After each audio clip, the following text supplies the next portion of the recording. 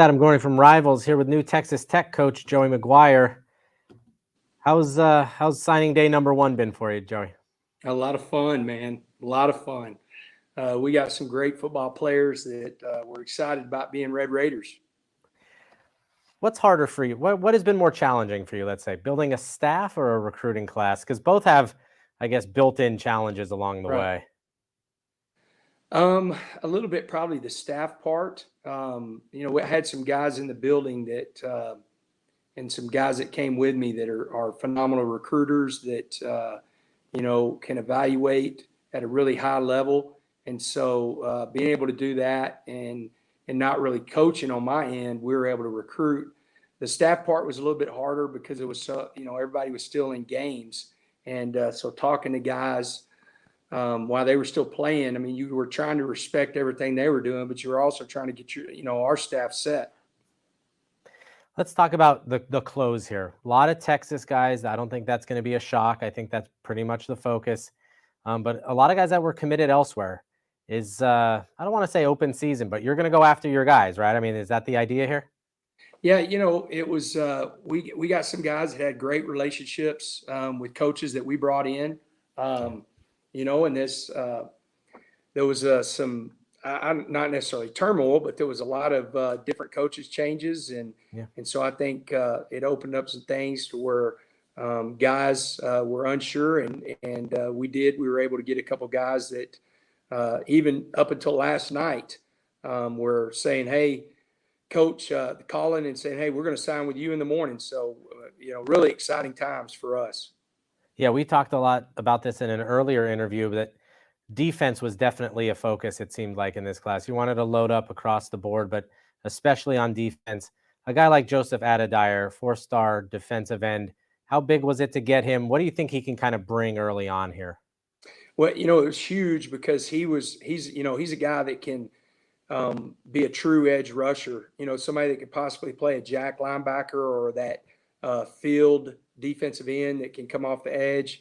We needed that. We needed somebody that had that kind of explosiveness. We have some big bodies on this team, but we needed some guys that could really come off the edge and get after the quarterback. So he was huge. And, I've known Joseph for a long time.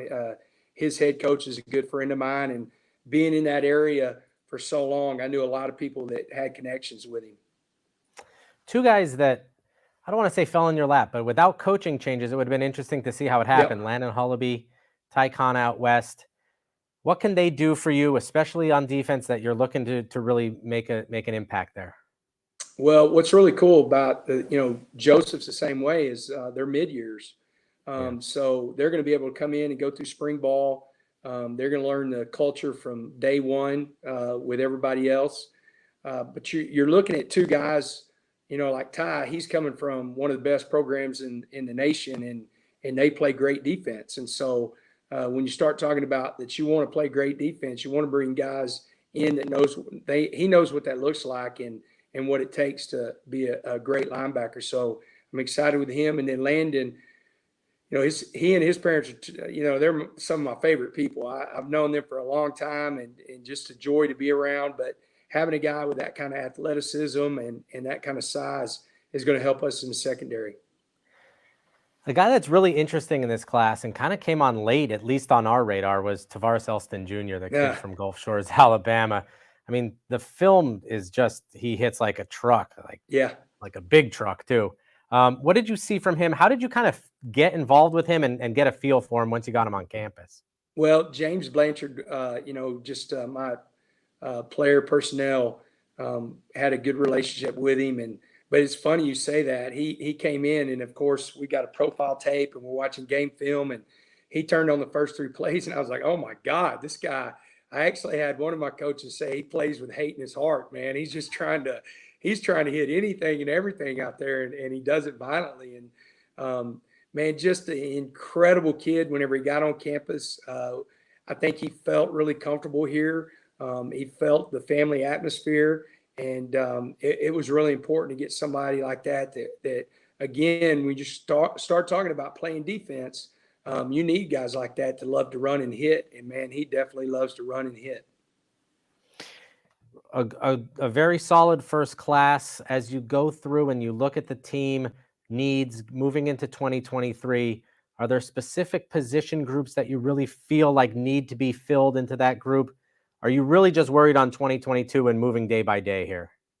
No, looking at both. I think if you look at the class that we just signed, I mean, we were very purposeful as far as like really looking at the defensive line and adding length. And so we felt like we did that. And there's still a couple spots, in that O line that I would like to, find another high school offensive lineman if we could find the right one. And really, I think you'll see more than anything, that's what we're going to try to do. We're going to try to get big, long guys that we can develop and, love our culture and want to be on the field. And I think if we miss on anything, we're going to miss on big guys. And so we're going to try to load up on those guys. Great. New Texas Tech coach Joey McGuire. I'm Adam Gorney for Rivals.com.